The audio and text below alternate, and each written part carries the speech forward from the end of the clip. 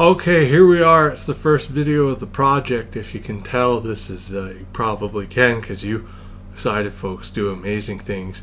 I just did the intro like 2 seconds ago, and here we are. Okay, we're going to talk about this thing here. This is the Anglo-Saxon lyre. There's the front of it. Hopefully you can see it. I'm going to be terrible at this, so if I screw something up, yell at me about it in the comments, and I'll get somebody who can see it. We'll reshoot it, or we'll do a little addendum or something so you can actually see the thing.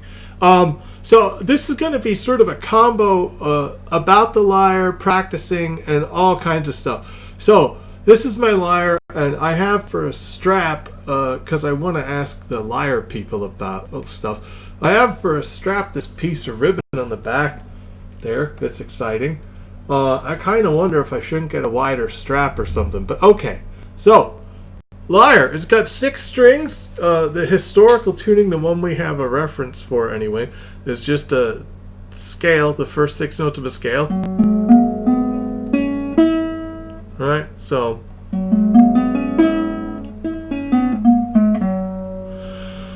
okay, there are 2 ways to play the lyre. You can do finger picking.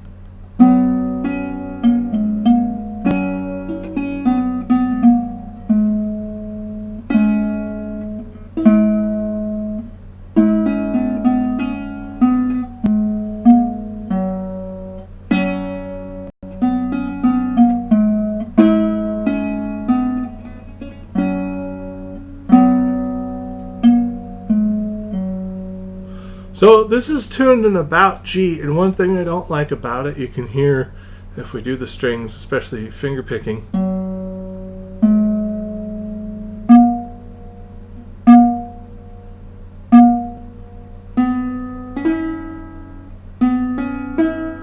For some reason,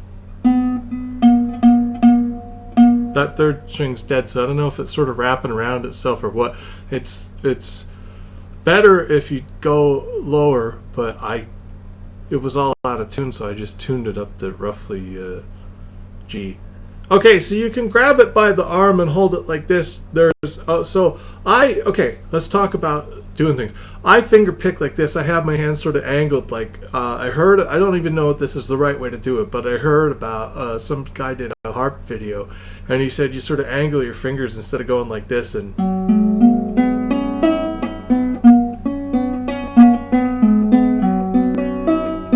coming straight on, you sort of angle them. I do that, but some people do like straight on, like.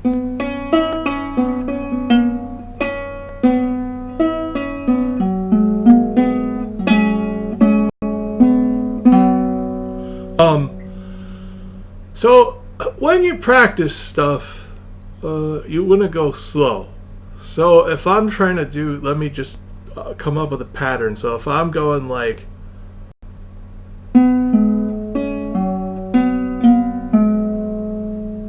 right, I want to go, see, I just screwed it up. If I try to go fast, so I want to go, I probably didn't come up with the same pattern even then.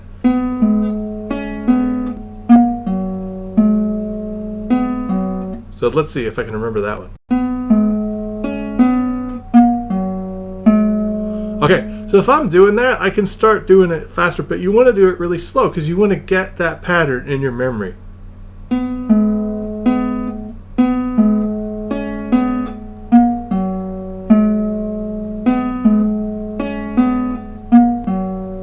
See, if I start going fast,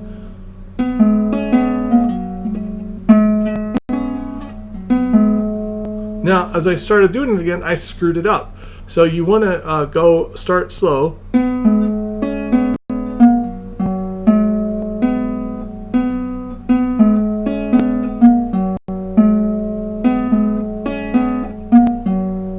And if you start screwing it up, like I was there at the beginning, go even slower. See, I just messed it up, so.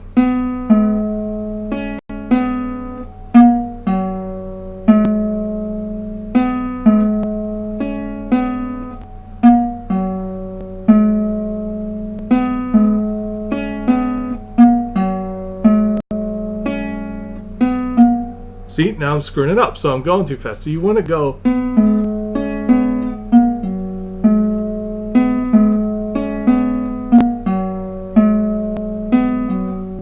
So again, like, you want to go at a comfortable pace, and if you start messing it up, slow down, because that's the way you're going to get it in your memory, and the speed will come as you practice, as you go on. And you might be able to do it pretty quick.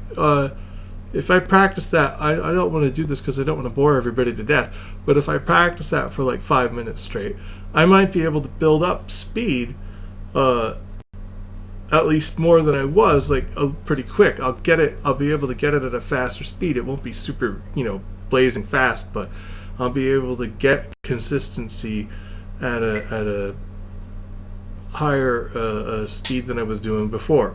So you always want to go slow, especially if you're learning something new. We'll talk about that in a second. So here's the other way to play. I'm going to put it on my left leg now. A lot of people put it on their left leg, and if you're finger picking, they hold it by the arm. But some people say that messes up your hand position, and I say, well, just put it on your right leg, right? Like, who cares?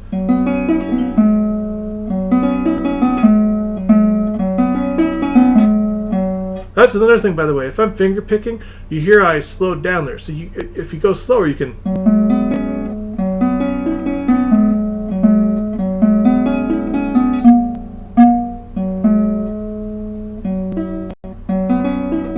So you want to get like a consistent tempo. So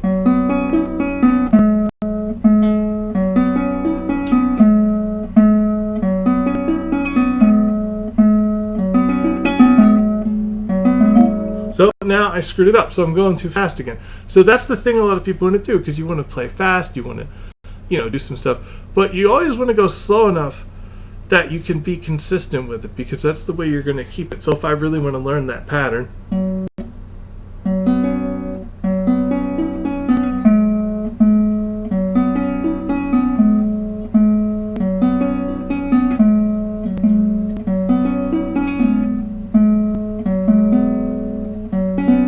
see, I'm screwing it up again. I suck at finger picking, in case you can't tell. But that's why you need to go slow, because you'll mess it up. Maybe your hand's tired, or you're just not paying attention. So you want to go slow enough that you really get that in what you're doing if you're like learning a new pattern. Okay, the other way to play it, and this works better on my left leg. For me, if I have it on my right leg, my hand kind of gets pulled out of position, my left hand, to do something I'm going to show you in a minute. I'm going to sort of turn sideways, so hopefully you can see my hand. Okay, so this loop here, you put your arm through the loop like this, and then you twist it like that, so that now my hand can be against the strings. So this method is called block and strum. I touch the strings I don't want to sound, so we'll do a G chord, or the one chord. So we're going to go that one, and that one.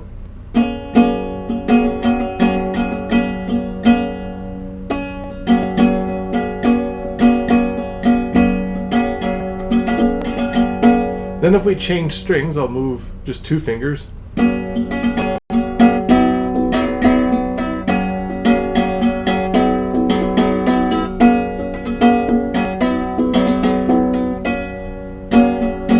We get a different chord. One of the things you can also do with block and strum is if you sort of turn your hand a little bit, and I'm not very good at this either because I gotta work at it, but you can do notes in between. And if you come up here, instead of going down here, where the strings really come together, if you go up here more, you can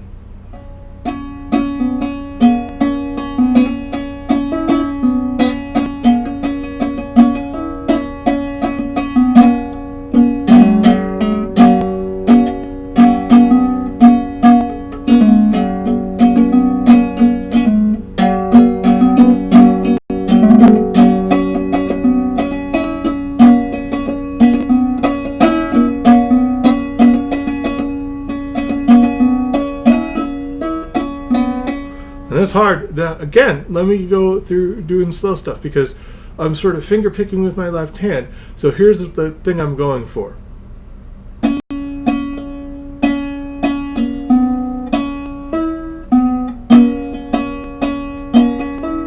See?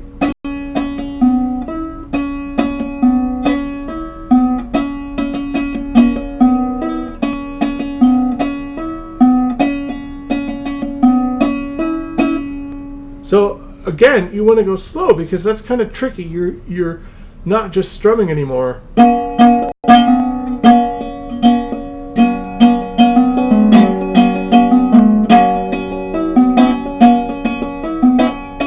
So you're mixing in this strumming and plucking with the left hand. So if I want to do this little pattern,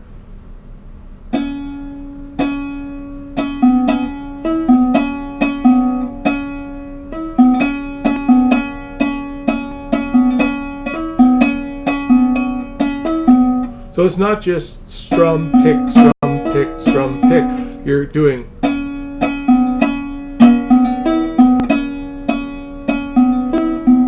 or however you want to do it. So you're doing a couple picks in a row.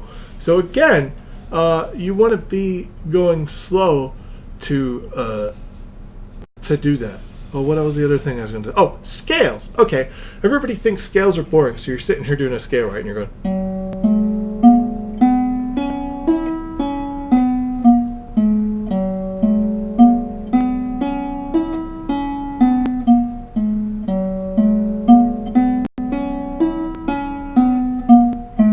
And you're like, oh, I'm bored.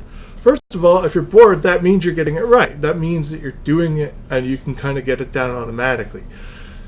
So if you start getting bored, here's the thing. Scale's the beginning of melody. So let's say I'm doing a scale.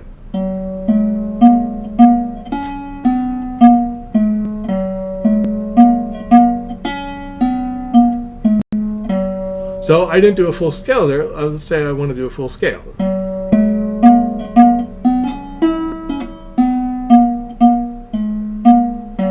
So I can start jumping around. I can go.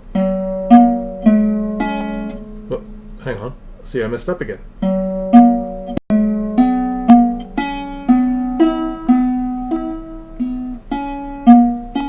See, now again, this is why you want to go slow. I'm trying to go by thirds. So let me go slower.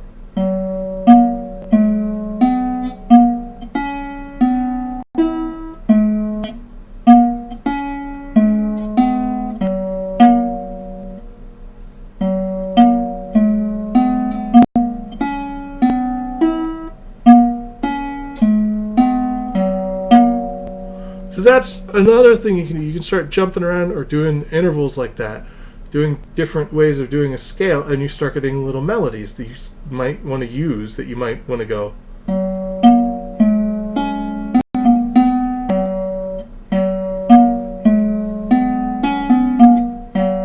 Right? So I'm mostly doing that in thirds, and I'm throwing things in there. So those scales are the beginning of excuse me. That's the beginning of how you start doing melody. So, well, I'm going to lose my instrument now. It's going to fall over and break things.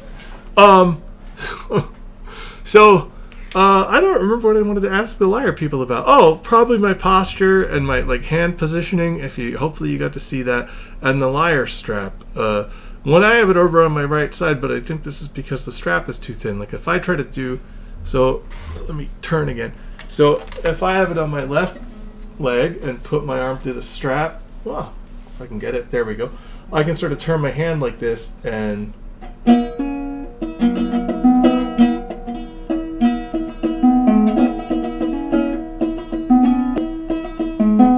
and block and strum. If I have it on my right leg, it pulls on my wrist more for some reason, and it's really hard to get my hand in that kind of turned position.